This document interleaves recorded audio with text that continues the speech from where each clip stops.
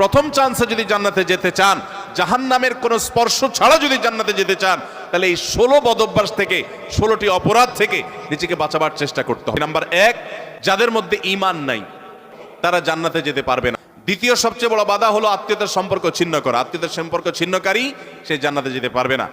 তৃতীয় বড় বাধা হলো যারা চগলখড়ি বদঅভ্যাস আছে, এই রোগটা। চতুর্থ, প্রতিবেশীকে কষ্ট দেওয়ার রোগ যাদের আছে। 5 নম্বর হলো অহংকার। 6 নম্বর হলো প্রতারণা করা, মানুষের সাথে মানুষকে ধোঁকা দেওয়া। 7 নম্বর হলো দান করার পর খোঁটা দেওয়া। 8 নম্বর হলো কৃপণতা। 9 নম্বর হলো ঘুষ দেওয়া নেওয়া। 10 নম্বর হলো মা বাবার নাফরমানি করা, মা বাবার অবাধ্য হওয়া, মা বাবার অসম্মান করা। 11 নম্বর হলো মাদক আসক্ত হওয়া।